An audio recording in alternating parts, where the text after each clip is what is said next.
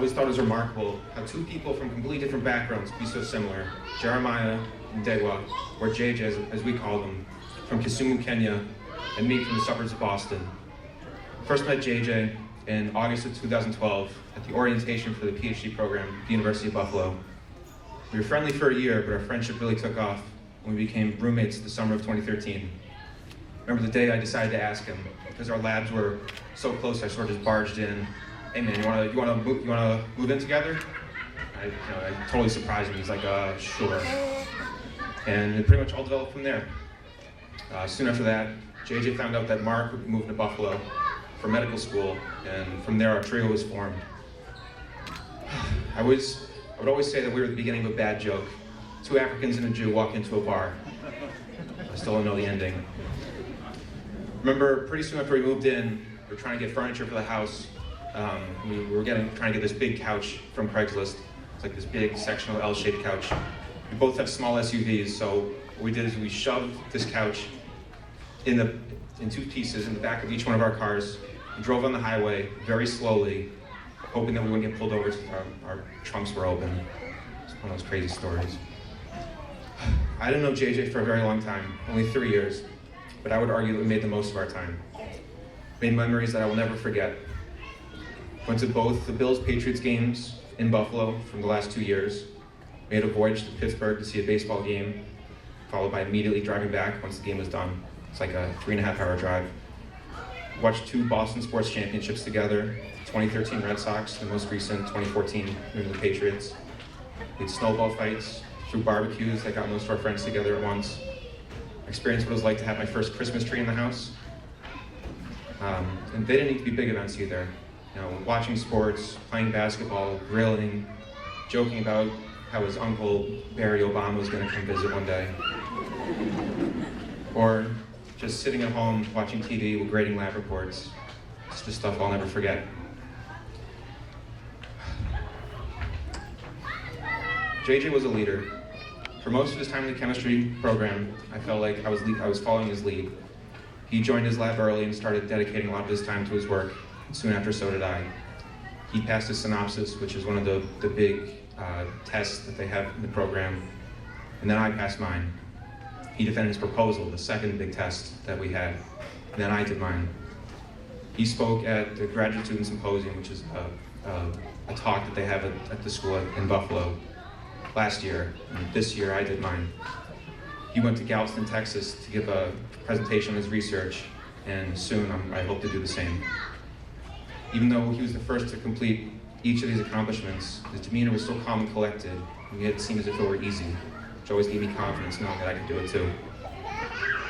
JJ's story of immigration to America is fascinating. He grew up on a different continent, came to America when he was 12 years old. When I first met him, I had no idea, because he was one of us, an American. Not that he wasn't proud of being a Kenyan man as well. In addition to working hard in the chemistry program, he also worked incredibly hard to deal with the bureaucratic immigration nonsense. He had such a sense of pride when he got his green card a few months ago, because not only meant he got to stay in the country, he was on his way to becoming a citizen the next couple of years. JJ wasn't one to outwardly express his feelings, but when Mark got his American citizenship a couple months ago, you could see in his eyes how important it was to him. JJ's my best friend in Buffalo. There's something to be said about going home after a long day, getting to hang out with my buddies, Mark and JJ, feeling completely comfortable. I'll miss JJ, but I'm glad I knew him. And I know that I'm a better person for it. Thank you.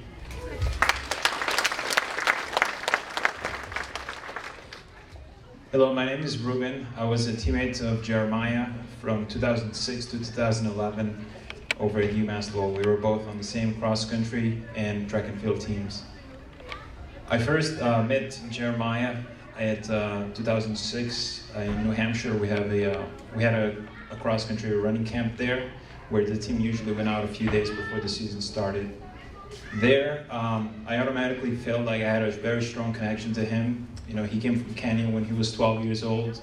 I came from Cape Verde when I was 12 years old. I was a sophomore, and he was a freshman, so I felt it was my duty to be able to help him, you know, transition through the first year of college like I did the previous year. In the next couple of years, what I found out in Jeremiah was that even though he was not the fastest running Kenyan out there, and sometimes we joked about it and he laughed. You know, some people expected him to be, you know, really fast, but he wasn't the fastest, you know, kid on the team. But what we really found out about him, that there was a lot more than running that was important to him. You know, he loved his family, he loved hanging out with his friends.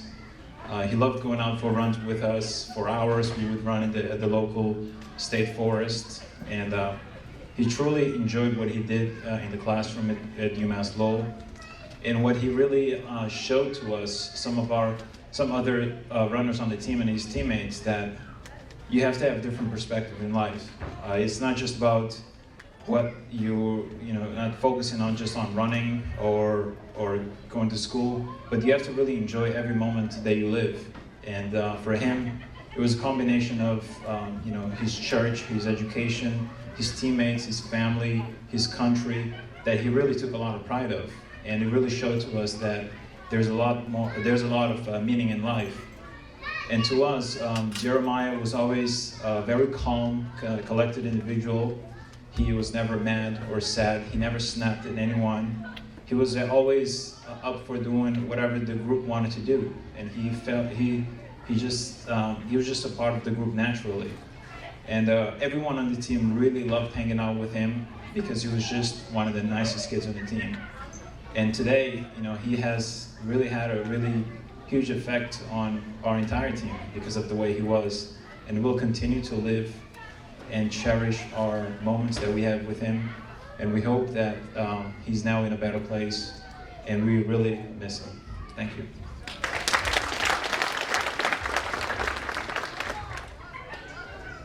Hi guys, my name is Mark Ndichu, and Jeremiah and I first met in 2009, spring, at UMass Lowell. We were pre-med students at the time.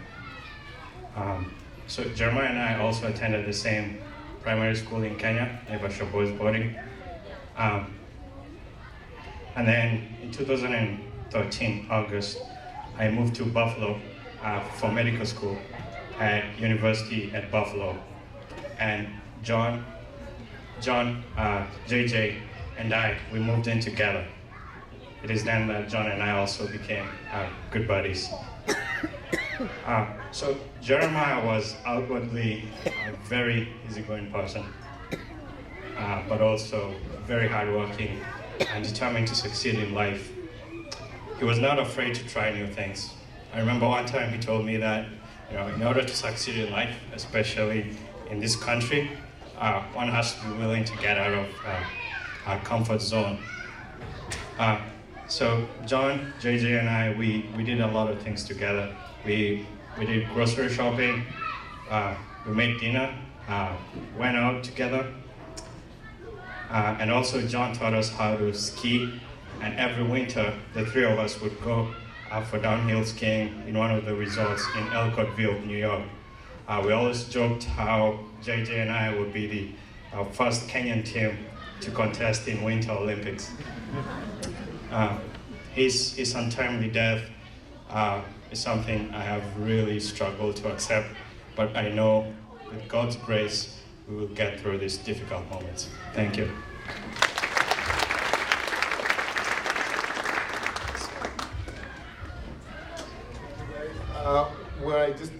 I've just been informed that we have a representative from the University at Buffalo, and as we're waiting for the representative, I want to thank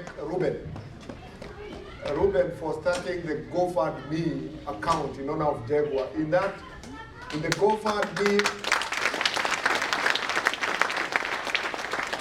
GoFundMe account, there has been a lot of money that has been raised in that account. But more importantly, more than money, are the messages that the friends of Ndegwa have posted in that account.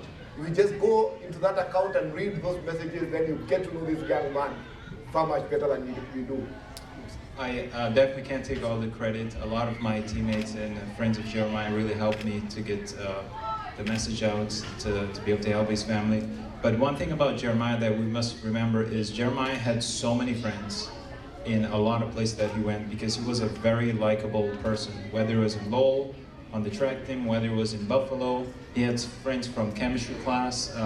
teammates from running, teammates that he went to watch sports with, and I feel like it's a good place on that online website where a lot of people have been able to share their messages, and it's great that they're able that his family is actually able to go there and see all of his friends that he had all over the world. So I thank you for those who have contributed and have read the messages there for his family. Thank you, thank you, thank you so much. We have a representative from the university at Buffalo. Okay. The next team that I'm going to ask to come here for their tribute is the immediate family, the dad and mom, and then Jerry and Waidera. Maybe you can come, all of you here, and give us a tribute.